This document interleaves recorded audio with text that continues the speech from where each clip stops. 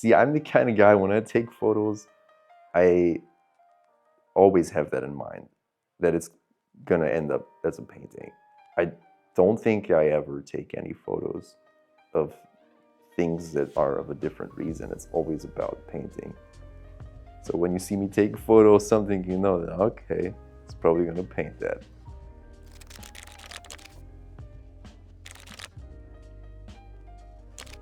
Good day, my name is Phil. I'm an artist living and working in Berlin. Come check out my home studio. Okay, so I started pretty much when I was a kid, always fumbling around with pencils, always drawing things, felt pens, markers. I was doing comics like Asterix, you know, that kind of thing, Lucky Luke. And so, yeah, ever since I could hold a pencil, I was always drawing. And then later in puberty, I didn't do it for a while, but then I got my way back into it through tattooing, and I discovered the fine art world and museums and all that. So, and ever since then I've been painting. So I've been painting now with oil, I think for about 10 years. So now I'm just setting everything up so that I'm comfortable to paint, and just gonna need a little bit of something down here. I just improvise and use cartons and all kinds of things to build like a little tower, so I can then put my, I think this is like a makeup brush holder or something. Not that I use makeup, but you know, serves its purpose for me. Role models, not so much. I think that's a very loaded term, you know, it looks like I don't know, I worship them or something. But people who inspired me, yeah, absolutely. As I said, I started going to museums, and then I discovered a lot of oil painters. You know, my favorite genre is sort of impressionism, or where realism and impressionism come together. I guess Monet, you know, John Singer Sargent from America, Ilya Repin from Russia, Joaquin Sorolla from Spain. Yeah, well, those are all, you know, dead ones. But there's also some, you know, alive artists that I really like. But yeah, it's like, it's a really long list. And also nowadays with the internet, you can always discover new people that you've never heard of before that will just make you, you know, stand in awe in front of what they do. And they're just as good as any, you know, dead, amazing ones that you find in museums. While I paint, sometimes I don't listen to anything at all. It's really just me painting. Back in the day, I guess, like, you know, when I started painting in oils, I put on a lot of music, like rock music or even heavy music. But then I shifted away from that a bit, and I got into different genres of music. Now sometimes I listen to classical music or jazz or something. Or maybe a podcast, could be some, you know, people talking about something. I would say nowadays it doesn't take me that long to finish a painting, especially if it's something like this. You know, it's more about being quick and, you know, being in the flow and not overthinking things too much. Of course, you know, you have to pay some, I guess, attention to things being in the right place and how you want them, but I think if you spend too much time on things, then it's going to look a little bit too forced, and personally it's not what I like so much anymore, so I try to not get too hung up on it. I would say to see how it all comes together, because in the beginning it always looks like, what the hell is this? But then, you know, if you stick to it and you keep on going, it will come together, and it's about trusting the process. And of course, after a while, you get used to the process and knowing that you have to trust it and not surrender after just one or two, you know, strokes. But if you keep going and just, you know, let it flow, and of course, combined with, you know, a bit of knowledge helps obviously about, you know, how to get the proportions right and everything. But yeah, that's what I like most about it, how it all comes together. Yeah, pretty much I'm self-taught, you could say. Yeah, I did one. It was like a 5-day workshop. That was just before I started getting into oil painting. What inspired me also to do it. I've had the full range, you know. So on one hand, I've had people come in here and visit me about something that maybe didn't have anything to do with my paintings or art, and they didn't say anything at all. So you have everything from no acknowledgement to people standing in front of them and being completely amazed by them, and everything in between. So I've had it all, you know. So there's people, I guess, you know, it depends on the context always, because if you talk to someone who has a bit of an idea about art or the interest in that to begin with, then most likely they're gonna be more interested in it too. They're gonna show some interest in what you do, and it's more likely that they're gonna like it. Whereas some people that, you know, have no interest in that, they might even not say anything at all. No, it used to be, you know, there used to be a time, I would say, when it mattered more to me. And I think probably most artists go through that, or maybe in fact even most human beings. Maybe it's kind of a human thing, you know, you feel like you want to belong somewhere, you want to be accepted and appreciated by your peers or just other people in general, to have that feeling of belonging and like I've achieved something and blah, blah, blah, all the rest of it.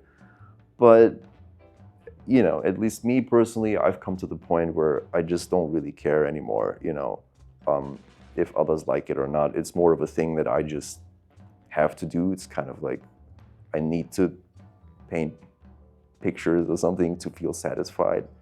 And so it's of course it's nice, you know, if other people see it and they say they like it. I'm not gonna lie, but it's not that I need it so much anymore. I don't need it to stroke or feed my ego. How would I describe my paintings? I think they're pretty boring, actually. I mean, it's just, I mean, it's, well, except for, you know, a few paintings here and there that are a bit more in the fantasy genre or something. But I guess most of them are it's just straight portraiture or landscapes and stuff like that. So that's why I just said it's, I guess, boring in that sense, that it's not anything crazy. I'm no Salvador Dali or, you know, someone like that in that sense. But of course I don't have to be, because there's different genres, and I guess I feel most comfortable in the genre of, like I said, you know, impressionism. I'm just more about compositions, lighting, and I believe that the beauty lies in those simple things. You know, it doesn't have to be some crazy statement every time you make a painting, whether political or, I don't know, whatever crazy thing. I'm just more of a simple guy, I guess. Sometimes, you know, I might be somewhere and I take a photo, and then years later I decide to paint it. Or same can happen with people, that, you know, I'm with someone somewhere and I think, oh, hey, you know, just hold still for a minute. Let me take a photo. And then I might not even paint it immediately, like the next day, but one day. And so that's then, like you said, actually kind of like a memory, because it takes me back to that moment and with that person.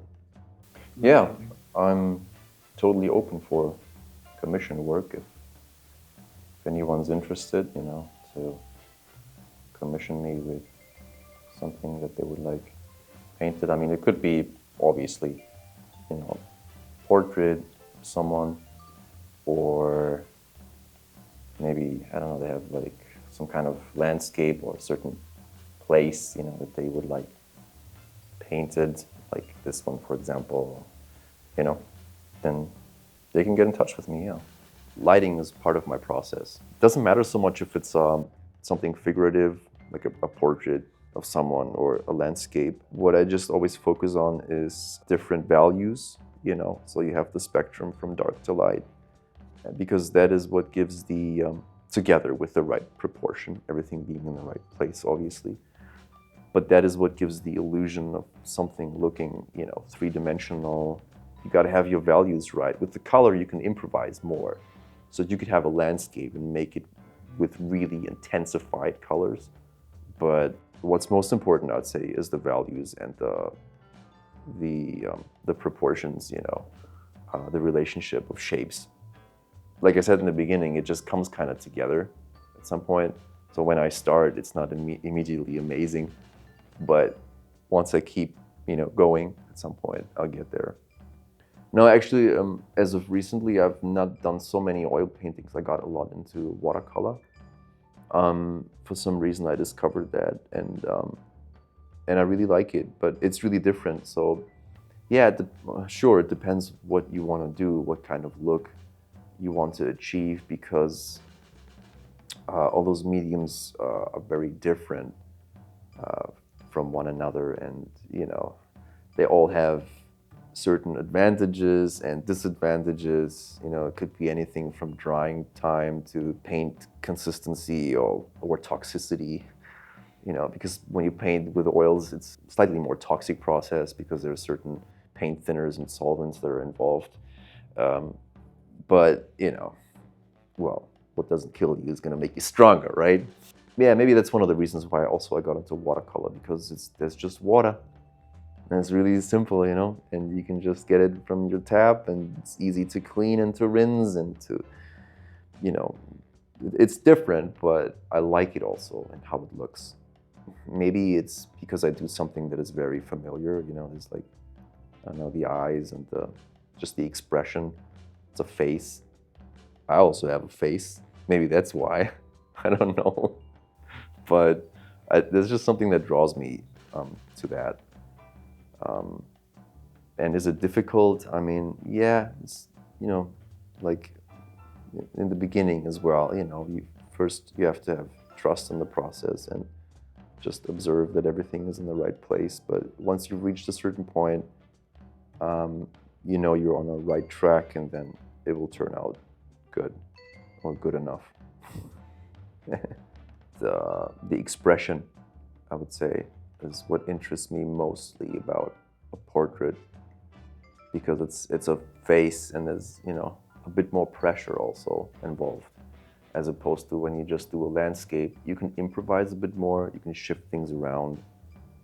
When you do someone's face and you want to do it in a realistic way, then there's a bit more pressure, there's a bit more skill, or a certain level of skill involved, as opposed to a landscape or something very abstract, because then you don't have to respect any of the rules of proportion or lighting.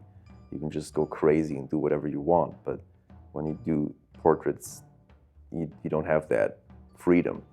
And some people love that freedom, but then, like I said before, they're probably not so much into portrait painting because they don't have that freedom. But I like that it's a bit of pressure to get it right, to get the look right and all that. Yeah, I think it's a bit like a diary,